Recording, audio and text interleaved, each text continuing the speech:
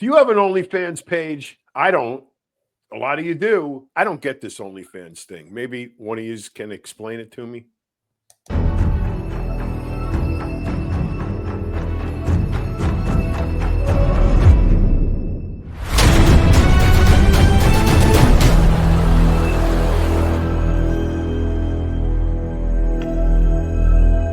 I created Species Nutrition with one mission in mind: to provide bodybuilders and serious athletes with no-nonsense supplements that work.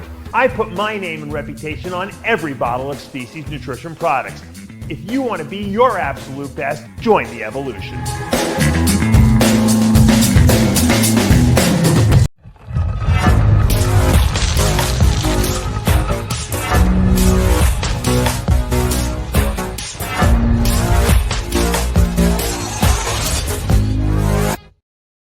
And we're back for another installment of the Palumbo Podcast. And of course, who else would be here with me but my compatriot in crime, John Romano. And John, we were just talking before the show. Sometimes we do the best shows before the show, so we kind of stopped ourselves and we said, let's just continue this onto the show. It'll bleed right in, and that is the OnlyFans phenomenon. And you were saying to me that, you didn't really understand why, people actually, how the whole phenomenon works. And I was basically saying that, I think it's because, you walk out of your house and you see your hot, next door neighbor and these guys wonder, well, I wonder what she looked like naked. And nowadays, everyone's got an OnlyFans page. You can go on OnlyFans and pay $5 and see your Hooters or whatever. And I think that's why, and if enough people do that, I think these girls are making a lot of money. The problem is that they don't think about the repercussions down the road. Definitely repercussions. I just don't get the concept. Then again, you got to remember, I don't get the concept of stripping either. It's like, why do I want a naked girl rubbing up and down on me for $20 and I can't fuck her? That's like, I don't get that. You know why? Because you can have sex with these girls. It's for guys that really can't have sex with the girls. That's the next best thing. We did have sex with those girls, but proclivity for strippers aside, you ever see like the very awkward people that are in strip clubs? A lot of times they go there because it's like a voyeuristic thing for them because they can't. There's no possible way they could ever hook up with these girls unless they got a lot of money, right?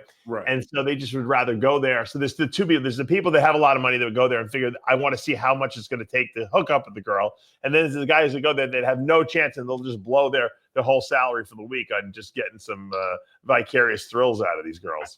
So I guess what fuels your masturbatory fantasies down the road? I guess, so what do you do? So they go to the strip club, get all riled up, and then go home and fire off a few knuckle children. Yeah, I guess. That's like aspect number one. Now you got OnlyFans. Now they can whack off while they're live while they're watching it. They don't have to wait till they get home. Look, this is my whole thing. I think, first of all, I think the person who created OnlyFans, even though they didn't realize they created it, was really Kim Kardashian, because Kim Kardashian made it seem like, take a girl who's no one special. Yeah, her father was Robert Kardashian, but no one really knew who he was. And she would hang out with all the Paris Hiltons, and no one knew who she was.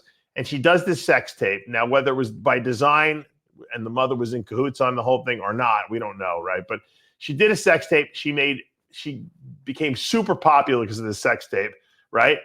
And created a personality for herself and a celebrity nature. And look at how much money she's worth now. So I think she made it okay for girls to do, pornographic stuff to make money, because everyone thinks they're going to be like Kim Kardashian. Just like, every guy who, sees Michael Jordan or LeBron James thinks if they can go outside in their yard and shoot a couple hoops, they're going to be an NBA superstar. And the truth is you have a better chance of becoming a porn star than you do a basketball player. And you probably can make money. But you know what? With social media now, you could have 10,000 followers, which is not really a lot in the scope of social media. But if 1% of those people, subscribe to your OnlyFans page and you're a half decent girl, you probably can pull those numbers. You're going to make money, No, I know for a fact some of these girls make lots of money, like obscene amounts of money every month. Right. I don't know exactly what they're doing. Because what they do, John, is they tease it on their regular Instagram. They put provocative stuff, but not you can't obviously do nudity and stuff like that. And then guys are like, "Holy, these girls are hot!" And then they're like, "Wait a minute, they have an OnlyFans page. We can see the rest of it. We only got to pay $5. All right. Well, if you get 10,000 people who pay $5, that's That's so I mean, do they have limits on OnlyFans? I mean, is it like just nudity? Do people have sex? You can do whatever you want. So a girl can do a bushel of cucumbers if she wants to, and it's all good. People have sex on there. I think there's a whole bunch of different things. They have like categories. How does to be honest with you, I'll be completely honest. I've never gone on an OnlyFans page. I've never paid for anything like that.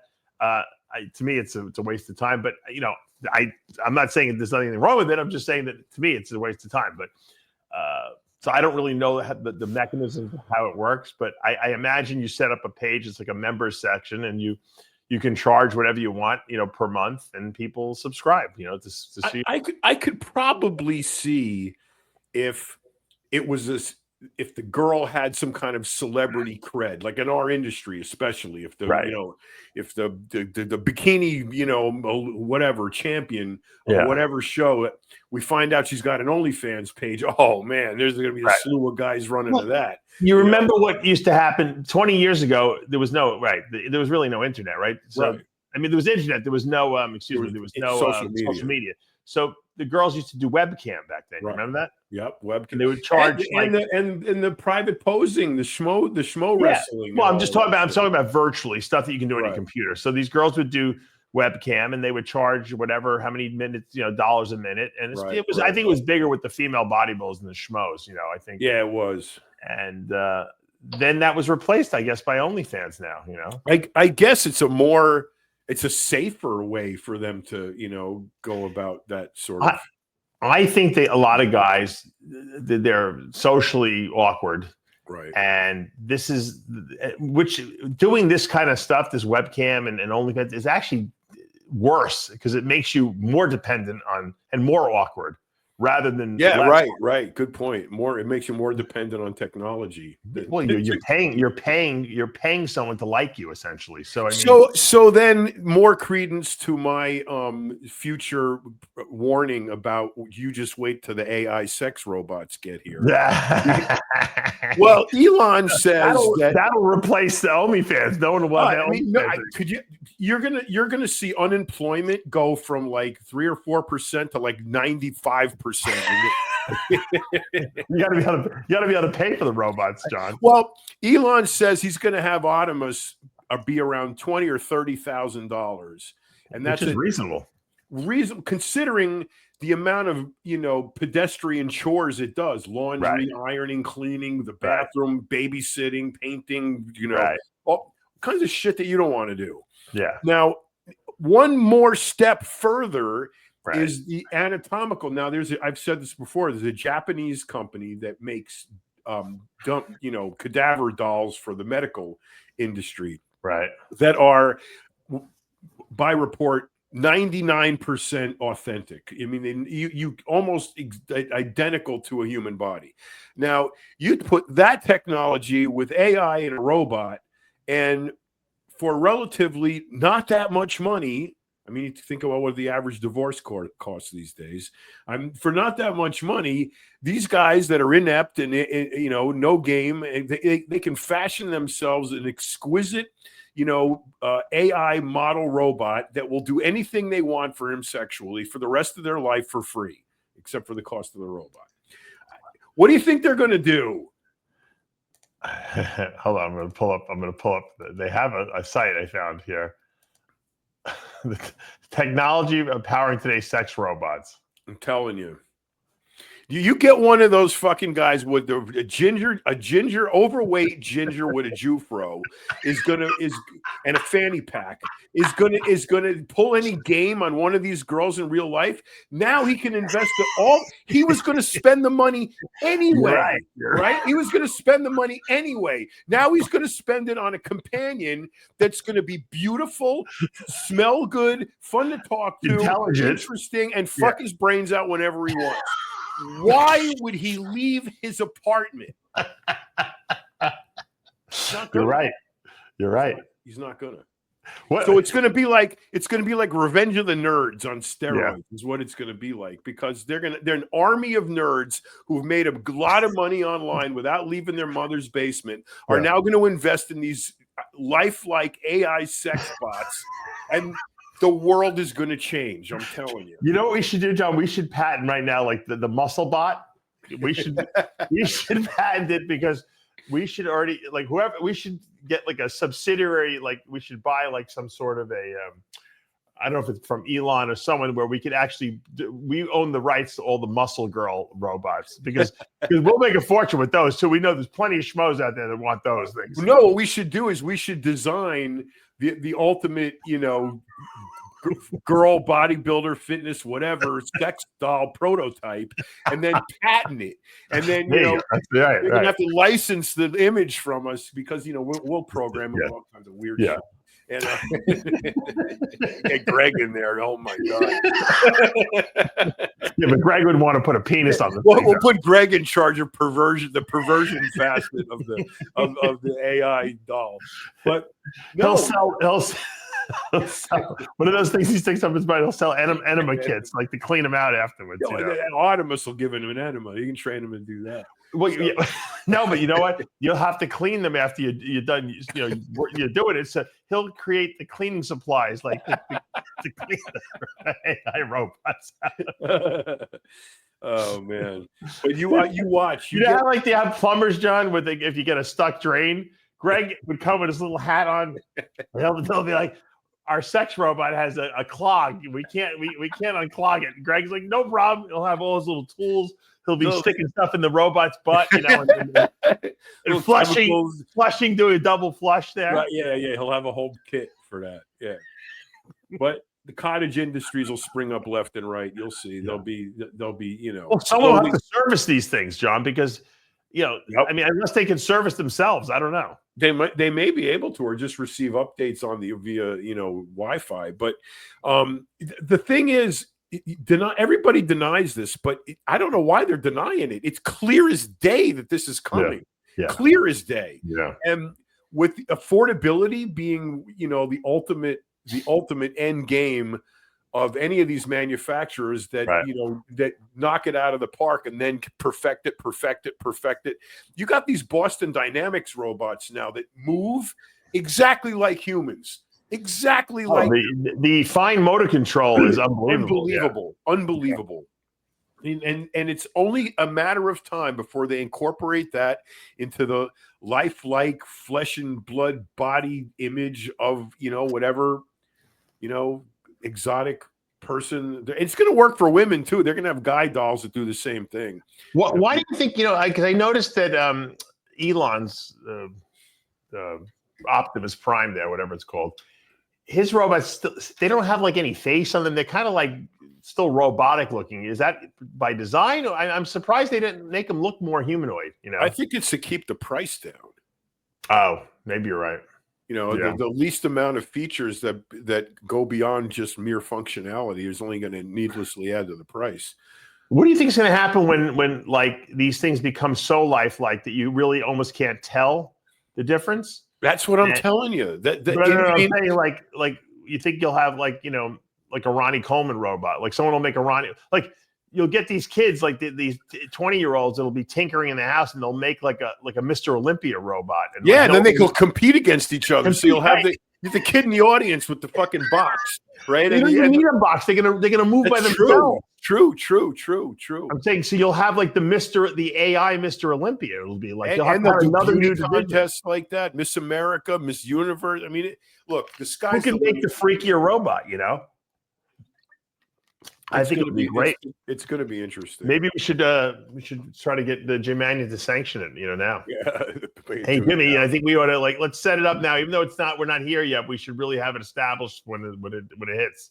But I mean, from a practicality standpoint, the Optimus idea, I mean, I would spend 20 or 30 grand on that if I had if it works. Mow the lawn, sweep the clean. I think Kim Kardashian has one. Didn't they? She buy one? I don't know if they're available yet, but I mean, the unbelievable amount of menial tasks those things will be able to do is incredible. When you want to talk about, productivity and time savings, I mean, every time you got to do one of these menial tasks, it takes like a chunk of your time out, to do something stupid. I'm trying to like pull up the. Let me pull up some. Keep talking. I'm pulling up some footage here of Kim Kardashian. Of Optimus. If you want the real human ones, Boston Dynamics is the place for that. But I think it's Optimus. It's called, right? Optimus or Optimus or Optimus. Yes, Optimus. Yeah. Optimus. Hold on. Let's see. We're gonna pull this down here. So he says by the end of this year, by the end of 2026, next year, they'll be on sale. They should be on sale to the general public for between 20 and 30 grand a pop. Do you think they're really that good at doing what they say? I mean, I don't see how they could not be. If you can get robots that can build a car, you should be able to get robots that can freaking do my laundry. Yeah. I wonder if they're waterproof. They gotta be. See, that moves like really jerky, kind of robotically, but the Boston Dynamics ones, they have it down that they move like people. It's incredible. It's pretty good. So it's really amazing. He said, I remember I was watching an interview with him. He was saying how many different motors, like just in the hands alone, there's like 20 motors or something like that for the fine motor. Look at that. Sense. We're going to be in 5 years from now, we're going to be like looking at this and we're going to be like, what is this piece of garbage that we were all excited about? Look up the Boston Dynamics one where they do Twist and Shout. They sing and dance to the Beatles song. Oh, they did. Okay. Fucking nuts. Yeah, it's that, and they make like robot dogs, that they for military purposes. You strap a gun to their back and they like climb all over everything. You can't stop them. They're all terrain, like cargo animals. Oh yeah. But they'll run around like dogs, right? You've seen those? Yeah, and you show them the guy comes out of nowhere and kicks it and falls over. Those are the scary looking ones, though, I think, right? Yeah, because they have a gun strapped to their back. Yeah, it's scary. Had a 50 caliber machine gun. But think about it. We joke about it, but at some point, this is going to be like, scary shit. These things, you see these things coming after you. Yeah, this is Boston Dynamics. Yeah. Did you do? Is this the Twist and Shout one? No. No. Put that one. You got to see it. It's freaking insane. As far as warehouse workers now, that seems like they're really using them for that purpose. But if they have this fine control over them, they can definitely make humanoid ones. But I think, like you said, I think the cost goes up when you start having to get, flesh-like skin and all that stuff. Of course, that's all gonna add. It's like Elon's gonna make an electric car for $10,600 something bucks, right? And it's like, how can he do that? Well, one of the there's an old saying in racing, if lighter equals faster, so. Right. If you're looking for some place to lose 100 pounds on your race car, it's much easier to find 1,600 places to lose an ounce than one place to lose 100 pounds. Right. So, it's a matter of, spreading that out. But for example, that the car is not going to have paint. So paint not only weighs a certain amount, lowers the efficiency of the car, but also costs money, and it also is a sourcing issue. So if you can eliminate the need for paint and just have a raw stainless steel body that's been pressed, that not only looks cool, but you've saved the cost of paint not only to the financially, but to the environment, to the supply chain, and all of that shit. So the more they eliminate, the more they streamline, the more they make multifunction parts, the more they're able to, produce these things cheaper. Same goes with the robot. You don't put anything on it you don't need, that's going to. What fun is that, though, John? Well, that's why we have the aftermarket.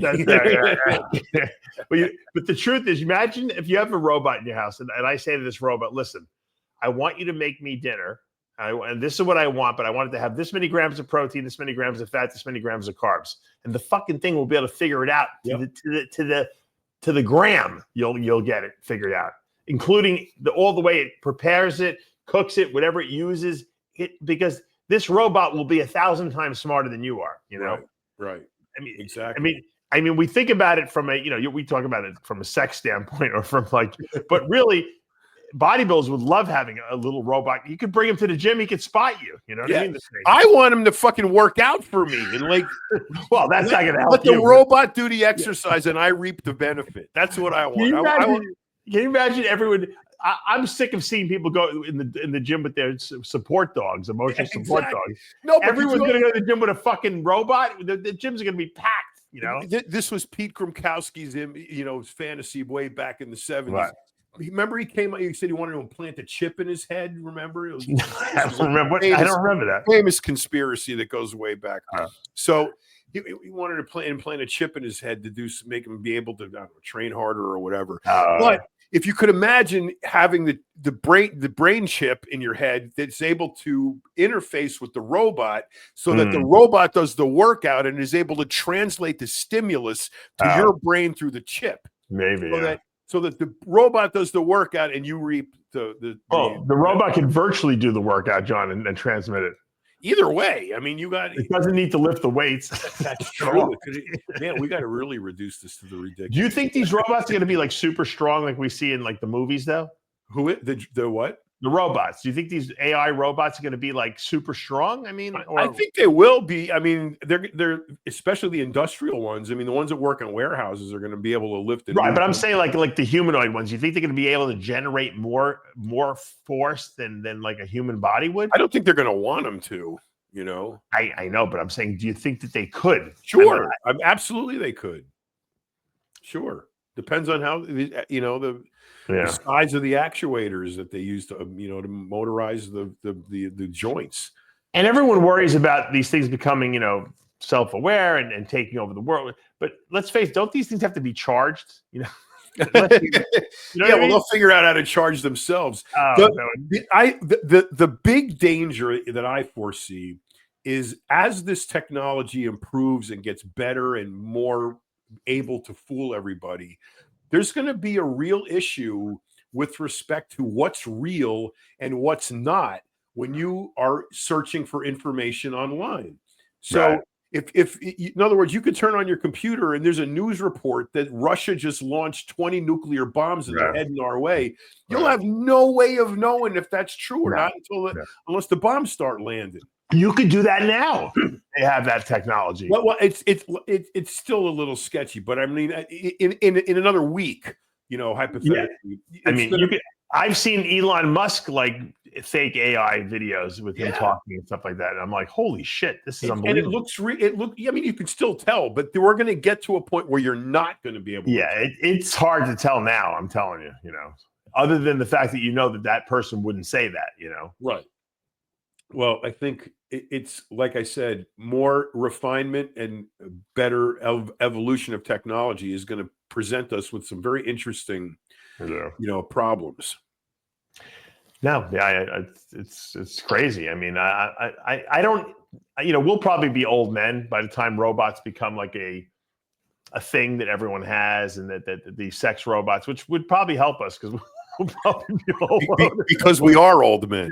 Well, we're not old. We're not old in the sense that we're still functionally, once we're functionally old, I'm talking about. Right. Well, but I'm sure when in the next 20 years, it's going to be, we probably can't even envision what it's going to look like. Well, I think very soon, in the next 5 years, you're going to see robots mowing the lawn, washing the car, sweeping the driveway. Really? Okay. Yeah, absolutely. Taking out the trash. That quickly, you think? Weeding they're there now. I mean, it's just a matter of scaling and refinement. But I mean, that's what Optimus is supposed to do. It's supposed to do pedestrian tasks And not really even just pedestrian tasks, but, if you're an elderly person, now you have somebody to keep an eye on you. If you need a babysitter, you have someone to watch the kid. They can not only watch the kid, but they can call 911 if something happens. If they can, there's just a tremendous amount of utility that can come along with this kind of technology if it's applied, sanely and appropriately. And by the same token, I think we can really set ourselves up for some really fucked up shit. I have a very esoteric, out there question to ask you. So I had a professor in med school who was a priest, and we used to ask him. Well, we asked him at one point, how do you get your religious belief, because he was Catholic priest, your religious belief in God and pair it up with evolution, because evidently you believe in evolution because you're a science guy, right? He goes, yeah. He's like, well, I believe that, we evolved to a certain point, and then God put a soul into us at some point, or a spirit into whatever was evolving, whatever animal, that evolved. And I thought that was a really good answer. In other words, we didn't have a soul for a while, but when we got to a point of intellectual, in other words, the body was ready for a soul, because the brain was intellectually developed enough that it could think rationally. God put a soul. Now, I don't know if that's the answer. Now, that's his answer, right? Mm-hmm. But I'm thinking, what if that is right? And what if the same thing can happen to AI? In other words, it can become self-aware, not because the technology has gotten so good, but because we've created the perfect machine that's now ready to somehow access the grid, so to speak. And I call it the grid. That means the grid the universal grid of energy, right, that where we come from, and then when we die, our bodies, we go back to it, that kind of thing. What if that grid now is ready for this AI? Oh, we created such a perfect, organism that has the intellectual ability to think rationally now, because we've given enough technology to it, and the parts and the chips and everything are just so that now it starts to be able to tap into that grid and become self-aware. I mean, is that a possibility? I mean, that's how I'm thinking of it now. Well, I'm sure it's a possibility. There is a distinct, when you talk about a soul, again, you got to really kind of define that. There's a distinct energy, let's call it, that powers our imagination, our thinking, our presence of mind, our thoughts, our emotions, all of that stuff that makes us human in terms of, feeling and intellect, are powered by something. Whether it's electricity, something we generate, or whatever, and this, you want to call it the grid, that energy cannot be created nor destroyed in physics, right? So when we die, where does that energy go? It goes back to the grid, right? Right. Yeah. So is it that much of a stretch? I guess what you're saying is for the AI to be able to plug into that grid at some point. Yeah. At some point.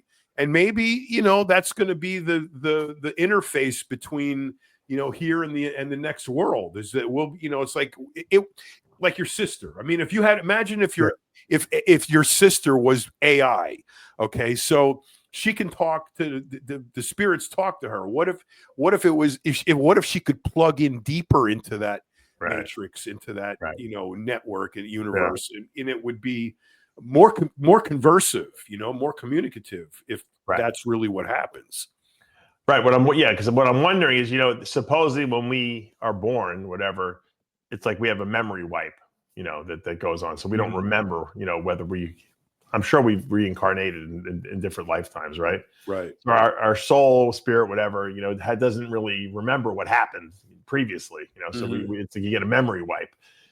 Would AI get a memory wipe too, or would they, because of the nature of the beast, so to speak, because they would theoretically be immortal, right? I mean, as long as their bodies survived, or their memory chips survived. Theoretically, you can shift the hard drive into another organism. We can't do that with humans, not yet, at least, not that I know of. So. Or AI could convince us that there is an afterlife. It could create programming, proof, studies, testimonials. It could create an incredibly intact infrastructure to support the idea that there is an afterlife, and here's proof. And it took AI to get it. And it's all fake, because then when you die, it's just like you switches off and that's it. Well, that if my theory is correct, then that wouldn't be the case. Right, exactly. There would be nothing to tap into, in other words. The problem is we're never going to know, because AI is going to tell us what it is, and we won't know if it's true. Right. Well, the problem is, I've been watching some Instagram reels, and I see people talking to AI as part of their, like, they're like, let me ask AI this question. And I don't know if they're really asking like Chat GPT or something like that, but I'm getting these like really esoteric answers. I see that they're being given. And I don't know where they're coming from. I don't know if someone's writing a script to this and then recording it in like a robotic like voice, or if they're really talking to AI. And where is AI getting this? Because no one's programming this stuff in. It's like about like, worlds like, Atlantis and all the pre-Egyptian worlds and stuff like that. And you're getting these really esoteric answers. I don't know if I wonder at some point if, like I said, AI becomes so self-aware of itself that it actually knows stuff, like you said, that happened, a million years ago, because it's tapping into some kind of memory. If it can tap into that grid, then yes. Yeah. But right now, it supposedly only taps into what we know, based on the internet. So, well, I mean, did you read that thing where there was that robot that they wouldn't let itself be turned off? No. They wanted to turn this thing off, and the thing wouldn't do it. Yeah, that's like the Space Odyssey. Do you remember that? Hal, remember Hal? Yeah. They told Hal to do something, and he goes, "Sorry, Dave, but I can't do that." Hey, Dave, right? What do you mean? Stanley Kubrick was so ahead of his time. Oh my God! I bet you, if any of you out there watch that movie today, you will fucking freak out, because it was the first science fiction movie ever. It was like 1968 or something like that. The year I was born. But the forethought into what would happen and what ultimately did happen decades after that movie was made. Pretty incredible. Well, I remember because it came out. I don't know when I watched it. It was I probably watched it in the 80s or 90s. Maybe in the 70s or the 70s. Yeah. 2001 is Space Odyssey. And then they had a new. The second one was 2010, the year we made contact. Made contact, right? Yeah, and that was Stanley Kubrick, and who they think filmed the fake moon landing, right? Right. And then when he tried to talk about it, they had him killed because he had some kind of a weird death. Oh no, they killed him when that movie Eyes Wide Shut. You remember that movie? Right. Oh, I like that movie. Yeah. You know what happened? He was when they were it was really exposing all the secret societies on this planet, and then it was about to be released, and then he somehow mysteriously died, and they re-edited the whole thing. Wow. Because he wasn't going to allow them to re-edit. They said we can't put it out the way it was, so we don't really know what the original footage was supposed to be on that movie. They redid the ending. That was with Tom Cruise and that was a really interesting movie. Yeah, he's brilliant. Speaking of interesting suicides, did you see Virginia Dupree was just killed herself? Yeah. Wait, what was that about? Tell us the story about that. I don't really know the story. I mean, she left a note. It was kind of esoteric, but she was one of Epstein's accusers. She was the one who allegedly had sex with Prince Andrew. Prince Andrew, right. She was trafficked to him, and she settled out of court for some undisclosed huge amount. But yeah, man, she was just found dead in her home in Australia the other day. I believe if I remember correctly, wasn't she the one who said I am not suicidal? She kept saying she's not suicidal. Yeah, last year she goes, I'm not suicidal. I'm very happy. If anything happens to me, somebody killed me. Yeah, that's her. Right. Yep, exactly. That's kind of weird. Yeah, that's kind of weird. I mean, come on. That's like, to fake a suicide when you know that something like a statement of that has been already made. I mean, would you want to fake a car accident or burn the house down? Or, why would you pick suicide when you know that suicide is something she publicly claims she would never do? Because these people don't care. That's why. Obviously not. I mean, it's really stupid. Yeah, they don't care. It's you know what? Whenever you have all these high level people involved, I forget who it was. I think it was I think it was Elon Musk who said it. He's like, where's the list? Where's the videos? Where's this? I'm saying that for everything. Where's any of this shit? Where's anything? Where's the evidence? How did it get lost? I mean, they should find all of the shit that's missing, from Hillary's emails to the. Well, we know Hillary's emails and documents. Yeah. The JFK files, Martin Luther King, all of that shit. Where is the fucking receipt? Well, supposedly Trump is releasing. Did they release like all these documents on JFK? But, I guess they did all on the Kennedy assassination, but I have the Martin Luther King stuff is still buried. The Robert Kennedy. No one really has been talking about it though. Yeah, there's that. What's her name? Luna, the congresswoman. Somebody Luna. She's in charge of all of that. And well, there's like 800,000 pages or something. Millions of pages. Yeah. It's incredible. So it's like someone's got to go through the pages first. But I want to see some. Robert should go through the pages. He's the kind of guy that can have the patience to do that. Probably. Sure. But yeah, I mean, any of those guys. But I mean, of all of the corruption that we've been hearing about for years on the Biden side, on Obama's side, now everybody's like fessing up. Now the whistleblowers are talking. Evidence is coming out. They still haven't arrested anybody. I know. I mean, can we get one? Just one. Give me one guy. Put one guy in jail. Girl, guy, one of these fucking criminals. Put him in jail. One. Give me one. And we still don't have one. Unbelievable, right? I mean, why are you teasing us? It's like it's all it does is it's the same old shit. It's the good old boy network. No one's ever going to go down. If you're in government, you can commit any crime you want, and you're never going to get caught. You're never going to be held accountable, and you're never going to go to jail. Now you got all of these Congress people are rich out of their. How did AOC make $4 million in the last couple of years on $170,000 salary? She's got now a net worth of $4 million. How does she get a net worth of $4 million? What is she doing? How did Nancy Pelosi's husband make $120 million in the last couple of years? I mean, how does this happen? Maxine Waters, how is she worth millions of dollars? She can't complete a sentence. She's dumb as a box of rocks, but she's got millions of dollars in equity and estates and cash in the bank. How does this happen? Not one investigation, not one whistleblower with any proof, nothing. We get nothing. We just get fucking screwed over all the time, told a whole bunch of promises, and none of these people ever are held accountable. Speaking of how did this physique never win Mr. Olympia? Yeah, that's a good question. Chris Cormier, too, for that matter. Kevin Levrone, people don't realize, this is a great picture to really take a look at, because Kevin Levrone, prior to him tearing his pec, like when he first hit the scene, like in 92, and that I think he was second in that first 92 Olympia, right? Yep. And I mean, that was his first year as a pro. He won Night of Champions and went to the Olympia, took second. He tore his pec before he turned pro. No, he tore his pec right after that.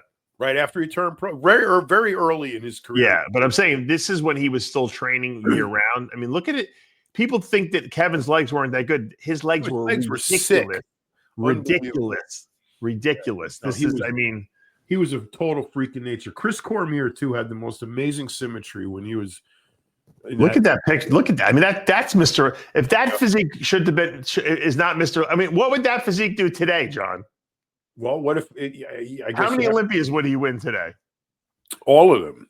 Would Derek Lunsford or Samson Dowda beat that today? None of those guys could beat him. No. It's absolutely none of them. That's from a different world. Would Phil Heath beat that? Probably not. I don't think so. And Phil was he had Kevin had Dorian in the way. And then he had Ronnie. So, but he wasn't really trained. After that, I think he kind of like realized he wasn't going to win the Olympia, and he kind of just lost. He wouldn't train in the off season. He would just he wouldn't. He would only train for 4 months. So he was basically playing catch up. But yeah, I mean, this is when he was training all year round. I mean, he was just nuts here. I mean, when he was young and first came on the scene, when he was like that, he was absolutely the most. amazing thing you could ever see. Well, he took second. What? How many times in the Olympia? Twice. But you know what? I saw him backstage in '94 at the Suburban Championships, John Kemper's show in New Jersey. I was competing. He was guest posing. He had just this was '92. Excuse me, '92 Suburban. He had just won the Nationals, or was preparing for. I think he was off season. We hadn't ready for Night of Champions. John, his pant leg was so big. I remember his pants were it was like a sack he was wearing around his fucking waist. The legs was so big because he couldn't fit into any normal jeans. They were like these big baggy. I was like, and I had good legs, but not in '92. I didn't have those. I didn't have crazy. But I was like, holy mackerel! I've never seen a human being so big. His legs were enormous. Enormous. And for me to be that separated and feathered and grainy and crazy looking. The Levrone who we saw the second half of his career was a shell of what he could have been. Yeah. And if he would have continued from where he was here, I really think he would have beat Dorian. And I think that he probably, I don't know, who knows if Ronnie would ever beat him. I don't know. He could have had a couple of Olympias under his belt. Easily. Dorian started getting injured. If he would have just kept going from '92, by the time he got to '96, he would have been unbeatable. There was him. I would say Nasser, Chris Cormier. He had better aesthetics than Nasser. Absolutely. But Nasser got getting great shape, and he was huge. Yeah, Nasser was huge though. Yeah. Of course, Flex. So Cormier, Flex, Nasser, Kevin. Who else could have been Victor Martinez? They all could have been Mr. Olympias. Yeah. They had a year there where they actually could have been, and they weren't. But I think things would. I think the industry would have been better off if they had given it to them. Yeah. Dorian was a machine. He was the closest to AI robot as we had. Dorian was amazing. Couldn't beat him because of that mentality. What he could force himself to do was just out of people's ability. You see these two guys? They call themselves the Barbarian brothers. It's round 2, Barbarian 2.0. Yeah. I kind of like them. I watch some of their stuff. They remind me of David and Peter Paul a little bit. Do they really call themselves a Barbarian? Yes, that's in the Instagram page. That's real. I don't like that, man. Why not? Because we have the Barbarians. We don't need these two. Well, it's like a reboot. It's like why can't they call themselves freaks or the the guys who are the Trend Twins? I don't know if that's necessarily the greatest name. That's another stupid name. But these guys are kind of like barbarians, so I'm like, all right. They're dwarfs compared to David and Peter. Come on. They're pretty good. These guys are pretty good, John. David and Peter Paul would just dwarf them. Yeah, but these guys are a lot leaner than David and Peter. Absolutely. No question. They're in good shape. They look good. But why do you got to steal the Barbarian name? Can't you come up with your own name? People always steal from the past, right? I hate that. I just don't like that. Because that's because we knew Peter and David Paul, but I mean, let's face it. But even if we didn't know, nothing's original, John. Everything's recycled. They're calling themselves Barbarian Brothers 2.0. All right, so they're at least saying 2.0. Oh, okay, so it's 2.0 at least. All right, as long as it's 2.0, then I'm all right. I always wondered why there wasn't a new Barbarian Brothers, because it's a good shtick to have two guys that are brothers that look very similar, and especially if they were twins, or you could pull. They should do a remake of some of the Barbarian movies. Remember, people don't realize that the Barbarian brothers were in movies. Yeah, I don't like the '80s clothing that they're wearing, but I think that's why they're doing it. They're doing they're trying to be Barbarians wore jeans and overalls. And I know they got to do that. Yeah, let me see. I'm trying to think if they did. They got the hot skins on though. Without the fanny pack, that's very annoying. Fanny pack worn in the front. I think someone should come. Well, Old School, our good friends at Old School, of which I have a shirt on right here. They kind of are doing that. Old School. Yeah. But I think that maybe we should come out with they should come out with a full line of some of the old stuff, like the the baggy pants and baggy pants, comics and the slouch socks. Right. And the boat neck sweatshirts. Or someone should make a line of those two brothers probably should do it. They should make a line of Barbarian clothing. Like didn't the Barbarians wear overalls and stuff like that? Yeah, they wore jean overalls and flannel shirts, and they should do that. They should make flannel shirts were always ripped, and I bet you those shirts. I bet you because bodybuilding is like loose fitting stuff. I bet you those things would sell like wildfire in our industry. You go to a show at a booth like that with Barbarian clothing, I guarantee they would sell. I think Body Alive was making some of it, like the terry cloth tops with the boat neck, and I'm saying if you made like some overalls, no one wears overalls. Overalls always come back and forth every so often, but if you bring them back for bodybuilders, and I remember that picture of Paul Dillett with the overalls on. Yep. With no shirt underneath. Lee Priest too, and Branch Warren also did it. Who did the overalls? What photographer did that? Was that Chris Lund? That sounds like something Lund would do, or Ralph DeHaan would probably might do that too. I don't know. I can't think, but there was actually Paul Dillett's was suspenders he had on. Oh, see, right, suspenders. I'll pull it up. This is a pretty freaky picture. Branch did that photo shoot with Trish I think he was wearing overalls. Oh, was he? Yeah. You got to kind of be a little taller though. Well, he was in in a factory working out. Yeah, that's the one. Yeah.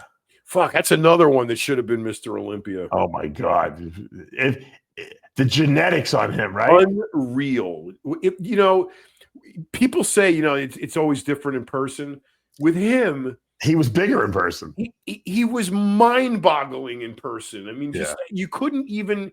You kind of just got like started stuttering when he was, because you couldn't imagine another human being, not only that big, but that put together. Right. I mean, his condition all the time. Scott Connolly, who owned Metrics at the time, was convinced he was going to make Paul Mr. Olympia. So he signed him. I think it was 96 or 97. I think he signed Dillet. I remember because I was hanging out with them and we were going out to eat together, and we did a couple photo shoots together. And Connolly said to me, "This guy, he's Dave. He's going to be Mr. Olympia. I'm training him," he said. Making him do deadlifts for the first time in his life, bent rows, stuff. Wow. He doesn't lift heavy, Dave. I said, I know, but Scott, the results are pretty good for someone who doesn't lift heavy. Maybe you'll make him worse, I said, by lifting heavy with him. Now, do you think he's a myostatin negative or a hyper-responder or both? He's got to be both, yeah. Because he would do like 25-pound dumbbell curls, and he would have the 25-inch arms. I mean, how do you do that? Yeah, but then he'd lose like 150 pounds, and then gain it back in 2 weeks. Right. It's like Levrone. He's like a hyper responder too. On top of that, yeah. Levrone would make the most amazing transformations. When he would start training for the Olympia at 4 months out, you'd see him start at 4 months, and you see him at 2 months, and at 2 months he doubled his size. Right. I told you I helped him that year, 96, when he won the Arnold. I told him, don't even do the show at 12 weeks out. He's like, no, I'll be all right. And then 6 weeks later, he looked like because he ate broccoli and fish for 12 weeks. Exactly. What big guy has abs? Look at those abs. Who has abs like that today? No one. No one. Maybe Hadi Chupin does. Yeah, maybe. But he's too short. The thing with Paul is he was like 6'4", I know. He's so impressive. Yeah. His problem was he couldn't pose. He was like very awkward, when he's posing. He had tremors. He shook. Probably his body was like, what the hell did you do to my body? You put he would 300 pounds of muscle on me, convulsing on stage when he's posing. Oh my God. Tony Freeman, he's got abs like that. I know. But he doesn't compete. I'm saying guys today. No one today. No one. No, you got, like you said, Hadi is the only guy with crazy abs. But on a short guy, a lot of abs don't look good. You need that length to stretch it. Yeah, I agree. Stretch your, the lines out. So you get this Pittsburgh show coming up next week. I'll be out there. Jim Mannion's now there's an Olympia attached to that, isn't there? No. So he's got the Amateur Olympia. There's an Olympia. It's on the schedule. It's a Pittsburgh in 2 weeks. It's an Olympia qualifier. They call it. Oh, okay. Every pro show is a qualifier. So if you win, you obviously qualify for the Olympia. But you got Derek Lunsford who just won the Arnold. Now Derek Lunsford is trying to do something, John, that no one else has done, and that is to win the Arnold. Now the reason no one's done it is because it didn't exist. But I don't think anyone really even thought about doing it, but to win the Arnold, the Pittsburgh, which is going to give away 100,000 first place, and then the Olympia in the same year. Now, people have done the Olympia and the Arnold, in the same year. Ronnie did it, and Jay did it.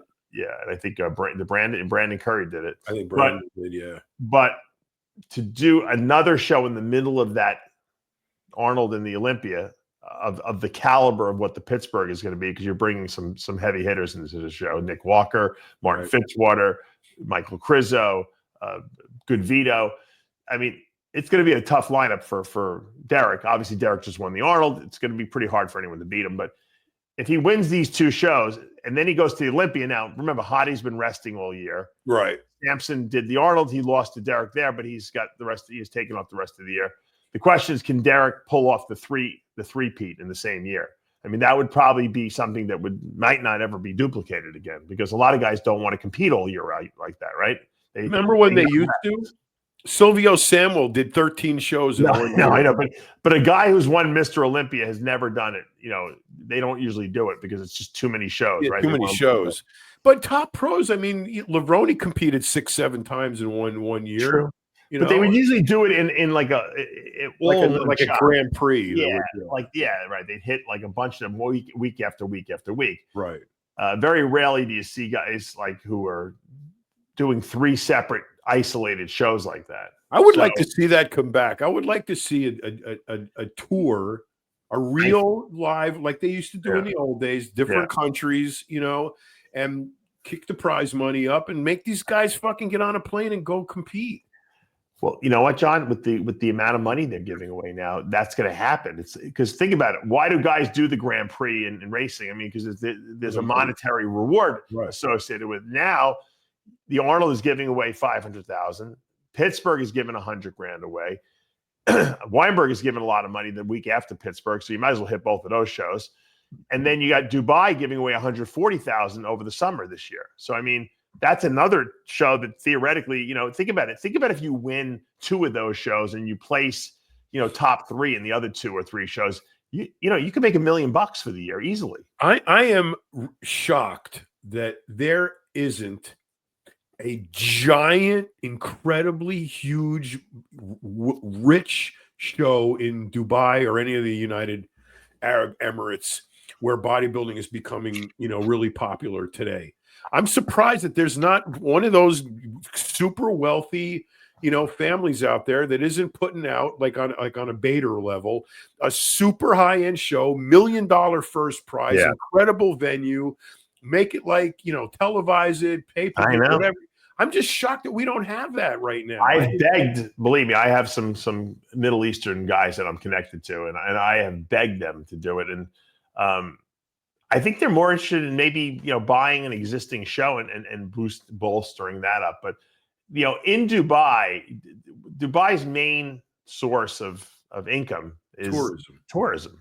So the tourism department in Dubai had to be convinced by Bader that this is something that's going to be good for the country because it's attracting people in there. And they love bodybuilding in the Middle East. We know that. Yeah, they do. So I think last year's show was successful, and they didn't even have a good lineup last year because I don't think people even believed it was going to happen. Now that someone won 100 grand last year, right? Now this year it's up to 140 grand. I think we're going to see a much better lineup there. I think anyone who doesn't do that show, who's a top guy in the world, is crazy. Yeah, exactly. Dubai's fun, first of all, to go out to. You can make a vacation out of it. Mm-hmm. Secondly, 140 grand is 140 grand. Even the classic is getting, I think, 70 grand. And wow. I think the men's physique is like 50 grand or something like that. So that's a lot of money they're giving away, They need, that's what they need to do. That show could be elevated to $1 million at some point. It's what I'm saying. They need a spectacular show. Right. It's like like they used to call it the extravaganza. You know, that's what that means. It's extravagant. It's like way over the top. If they did that, you need to do that one time. Then the dominoes start falling. Yeah, that's right. Well, the dominoes already started falling after Arnold raised the prize money in response to the Olympia, and then the Olympia raised the prize money in response to him. And then Mannion figured out, if I'm going to come out with a show, I got to give away at least $100,000, which he got a sponsor for. Well, and then you got Bader in the Middle East doing that. I mean, that the dominoes are falling. You know, I think on a Mannion level show, that $100,000 is monumental. That's incredible. Absolutely. But on the next level up, on the Olympia level or the Arnold Classic level, a Dubai show or anywhere in the UAE there that's got a wealthy place that can afford to do it in spectacular fashion should get an incredible venue, super high prize money, invite the best of the best, and do it up, and show people what this really can do with the right amount of money pumped into it. Right. Then those are the dominoes you want to fall. Yeah, you want the Olympia to go to $1 million. Then you want the Arnold Classic to go to $1 million and elevate everything and get the industry to fucking cough up some money. Well, if Saudi Arabia could dish out that kind of money to these soccer players and these golfers, right? I'm sure, and they're giving these guys hundreds of millions. What's $1 million for first place for a bodybuilder? What's the annual revenue of the top supplement companies now in our industry? No company's putting up this much money. There's no ROI on that. There's no return on investment. But these countries can justify it because they want bragging rights. Yeah. Saudi Arabia paid Lionel Messi. How much money did he pay him? I don't know. What is that? I'm going to look it up. Or Ronaldo? One of those guys got a lot of money. To compete or to guest pose? No, to play soccer there. I meant to compete or to play or to be models, spokespeople. What?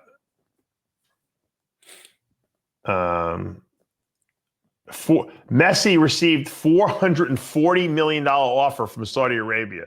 $440 million to play soccer there. Right. I mean, can we get $1 million for a bodybuilder? Can we get? How about $5 million? Give us $5 million. How about one? Yeah, let's get one. Let's do one. Let's just try for that. I mean, Qatar, they're another big bodybuilding. I remember, what's his name was telling me, who's the 212 Olympia champ, the guy. What's his name? I'm drawing a blank. Chris Cicito's client. Yeah.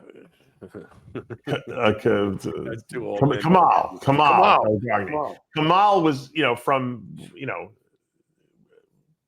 where's he from? Anyway, he was living in Qatar and competing for them at the World Amateur Championships for years. They would give him a new house. They would give him money every year if he won his class. He saved so much money, and that's how he built his supplement store. And he made all his, he took that cash and parlayed it into business. So, I mean, the Middle East has money for bodybuilding, and they like bodybuilding. It's the number 2 sport behind soccer. Yeah, no, they do like it. That's why I'm saying I'm shocked that we don't have a gigantic spectacle of a show out there. I'm just really surprised that we don't have it. I think it's coming. It's coming. I sure hope so for our athletes' sake. The AI robots will not arrive before the $1 million does. That's my prediction. So, and think about it. Those guys out there in the Middle East, they're like trillionaires, right? Yeah. What kind of you got to believe that they have robots already there working for them, right? I mean, why have robots? I had that kind of money. I can buy anything I want. The slaves are perfectly good.